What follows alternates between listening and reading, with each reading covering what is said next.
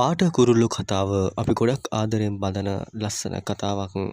ඉතින් කතාවේ මේ දවස්වල වැඩිය කෙවින් පේන්නේ නැහැ. යාළුවෝ තමයි රන් කරන්නේ දැන් කතාව. කෙවින් මොකක් හරි ටුවර් එකක් ගිහලා තියෙන යාගේ පෞද්ගලික ජීවිතේ.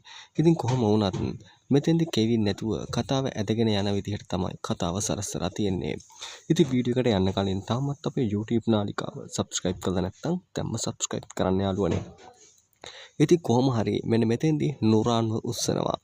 නුරාන්ව උස්සලා ලොකු දෙයක් කරන්න තමයි බලාපොරොත්තුව කෙවින් නැති අතරේ. ඉතින් මෙන්න මේ අතරේ තමයි හැමදේම අනිත් පැත්ත පෙරලෙන්නේ. මොකද හේතුව කතාවේ සුපිරිම කොටසක් තමයි භාවනයි.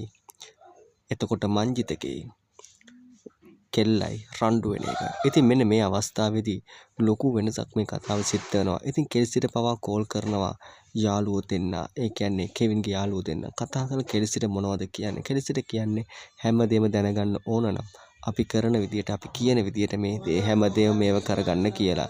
ඉතින් කොහොම වුණත් කෙල්සිටත් ඕනලා තියෙන්නේ නුරාන්ගේ යටිහිතේ තියෙන අරමුණ මොකද්ද කියන දේ ඔප්පු කරන්න. ඉතින් කොහොම වුණත් කෙල්සිත් කොහොම හරි නුරාන්ගේ ඒ හොර හිත තියෙන වැඩ ටික මේ යාළුවෝ ටික තමයි එකතු වෙලා වැඩේ කරලා දෙන්නේ.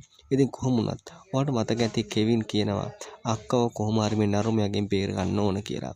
ඉතින් බිස්නස් එකත් බේරගෙන හැමදේම බේරගෙන තමයි වැඩේට එන්ටර් වෙන්න කෙවින් එන්නේ. ඉතින් කොහොම වුණත් ගංගුලි මේ හැමදේම අනනවා මෙතෙන්ට ඇවිල්ලා.